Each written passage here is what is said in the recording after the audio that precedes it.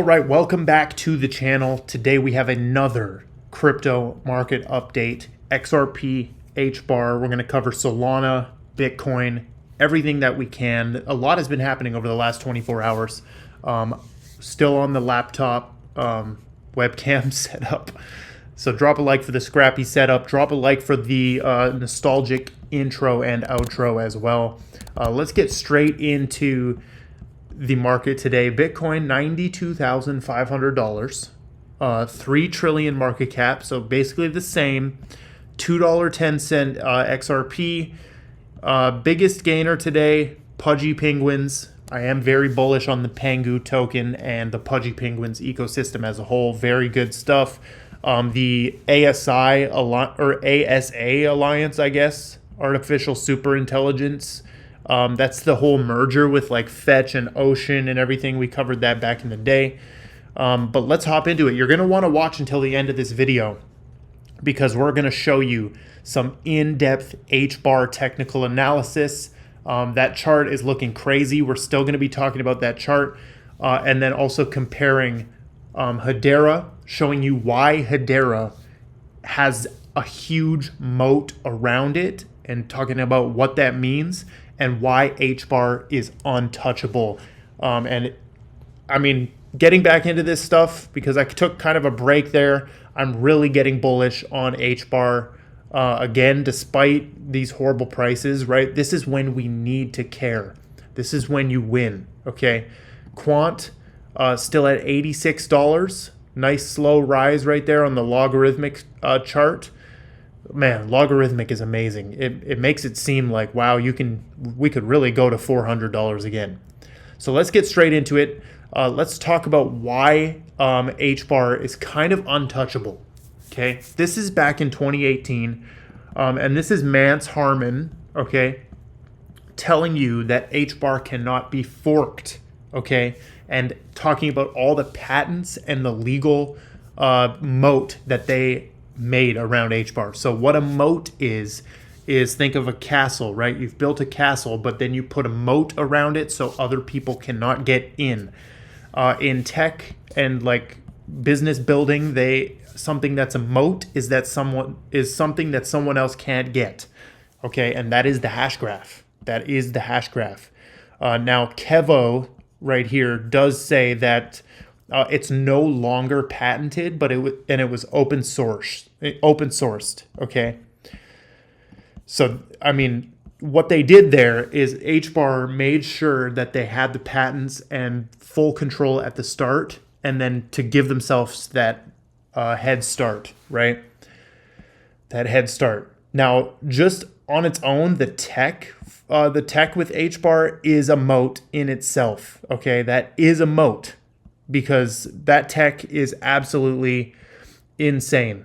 It is third generation DLT tech. Now, the other thing that HBAR is building around it is the connections in the UK. Tokenizer right here, one of the best accounts. Neuron awarded, so this is talking about UK adoption of HBAR. Neuron awarded UK CAA a working contract. Hedera was selected for BOE DLT challenge. They're a key partner for the UK FCA regulated RCAX. So slowly but surely, they're getting integrated into the UK's core economic infrastructure, okay? So this is Bank of England type ties. Like this is why, and dude, you have to think about it. If everyone's thinking that Ripple and XRP is going to be the one, it's kind of too obvious, right? Can you imagine? I can imagine a huge announcement coming out of nowhere saying that the Bank of England is like using Hedera, or I can imagine those things.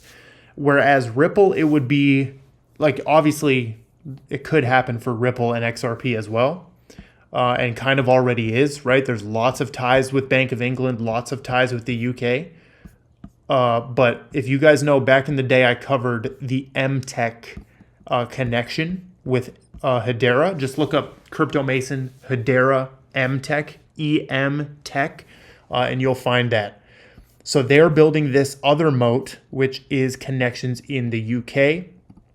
And then this is a big one too. They have the ETFs, and Mark right here posts that Canary Capital's HBAR ETF increased its holdings again, right?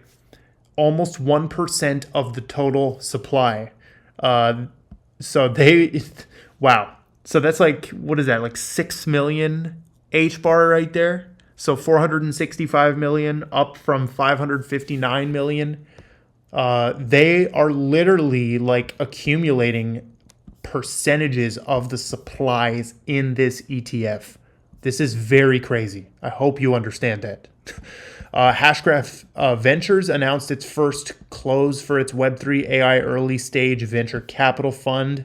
This is very good as well. Hashgraph Ventures is something to pay attention to. Absolutely. They had their launch event with over 150 guests. They aim to fund blockchain and deep technologies focused on seed rounds. Blockstel is something that they have invested into. So this right here, if we look at Blockstel, right, take the word, go like this. If you didn't know, you can do this on MacBook. This is deploying your 5G private network within hours. So this is like an eSIM company, I believe. Very good investment. Hopefully their website loads. If not, they got to fix that. But Hashgraph Ventures, watch where the money goes, right? Hashgraph Ventures, watch where the money goes. Now, let's go and look at the technical analysis. So I want to make this a thing that we track what's going to happen with this accumulation zone, right? I want to make this a thing on the channel right now. So we're going to be coming back to this chart and watching if we can get something to happen, maybe like that, right? Obviously, we cannot control how far it goes that way. You know what I'm saying? Like, we can't control how freaking long it's going to take. Maybe it takes until February to go up. Now, the other thing that's very crazy is this critical support. Now, shout out to Butterfly right here. You can see that actually this is pointing out the exact same support zone. Where's my other one right here? Where's my other one? Right here, Cosmic. Okay, shout out Cosmic. This is the accumulation zone we're watching. But he is way zoomed out right here, and you can see November 4, there's also some wizardry going on, right? November 4 is down here, right? And why do I have a line there? I do have a line. Is he talking about the same one? Hold on. Are these guys talking about the same one? Because what it looks like is the accumulation zone is here that we're watching. And he thinks it's going to bounce down. Yeah, he thinks it's going to give us another opportunity to get in at 5 cents. I'm telling you, no financial advice. But if you don't freaking buy HBAR at 5 cents and run that thing back up to at least 20, dude, that's going to be an easy opportunity, in my opinion. Anything can happen, obviously. It's crypto, bro. Come on. You're in magic internet money like La La Land. Now, Hedera Delica? Holy cow, what a crazy name. Hedera Delica. That's insane. Shout out Hedera Delica. Do they follow me? Yeah, they do. We'll give it a follow. Hedera Delica. These Bollinger Bands. Okay, Bollinger Bands is an interesting indicator. We can see they have been converging. So what happens when these converge, right? Can we find another example of these converging? Hold on. Where's another example of these converging right here? Here a little bit. Here a little bit. Look at this. So that once those bands get close, right, it explodes. So boom, right here, they were getting pretty close and we had the explosion. So, you know, this could be one of the most greatest recent Crypto Mason calls, is telling everybody to freaking watch this chart because we need to print another circle like this. Okay, I'm going to copy the exact circle and hopefully we hit that somewhere in there, right? Hopefully. Maybe it's going to be smaller, right? You can see the peaks getting smaller. Like these two are good, then these two are kind of the same. Then we had, you know, maybe these two will be the same. Who knows? So moving forward, we've got some XRP talk, okay?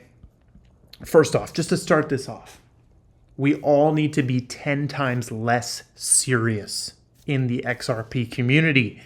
Like, all of this stuff is really funny, man. It's not even serious. It's hilarious. We are grown adults arguing over magic internet coins. Like, dude, it's the funniest thing because I am literally, look at this person. You have to be one of the biggest dumbasses on the scene. Can please look at this. Dude can't even spell. You have to be one of the biggest dumb asses on the scene. No period. Can please stop post stuff like I'm embarrassed for you, man. What is embarrassing about telling grown adults to be less emotional about their investments? There's nothing embarrassing, bro. You need to calm down about your little XRP and your little HBAR. You have to, dude, you're forgetting the number one rule of investing, which is don't be emotional about your bags. Stop being emotional about your bags. Unemotional. Okay. Huge news for Ripple and XRP right here. Okay. The highest federal regulator in the US banking system under the Department of Treasury has issued new guidance that allows national banks to use digital assets and digital currencies in their operations. Okay, this includes settlement, custody, payments, execution of network fees using the digital asset itself. That's like XRP or a stablecoin, right? This is absolutely huge. Look how they say this, though. OCC confirms bank authority to engage in riskless principal crypto asset transactions. Does that mean it has to be a stablecoin? Riskless, right? Stablecoins are basically, risk-free. So why does this benefit Ripple? And this is the main point I talk about all the time, is that Ripple is positioned to be the savior when the financial system crumbles and when they need to speed it up because of AI, most likely, or like war, right? Like huge, crazy transformation. Ripple's really one of the only ones that is saying, hey, we are the banker coin. Like XRP, we are like helping the banks. Like, we are here to help the banks. And you as an XRP holder need to know that they are here to help the banks. They're helping the banks. Okay. They're saving them money. That's been one of the main things, right? So it makes it fully permissible for national banks to use XRP and RLUSD, creates a path for Ripple payments, RLUSD, and the XRP ledger to integrate into official US banking infrastructure. This is crazy. What the decision now enables, okay, he's just repeating it. Shout out Bank XRP for this. But this is a step towards Ripple's formal entry into the US banking system through its expected charter. It establishes the clearest regulatory basis to date for national banks to integrate XRP and RLUSD. Honestly, everything we're going through is just telling you like XRP and HBAR are the chosen ones. Like, these are chosen ones. They're good at marketing, yes, but they're also positioning the best out of anybody. So the XRP meme thing is blowing up, right? We got MoonPay, swapping everything into XRP, swapping Bitcoin into XRP. This little dude right here, look at this dude. He says blocked. Like, are we serious? That's the emotional people that we have to get rid of. You should be interested in why MoonPay is tweeting this. Why is MoonPay tweeting this? Not just immediately say blocked. I'm blocking you if you don't agree with, you don't worship Solana or Bitcoin. It's terrible.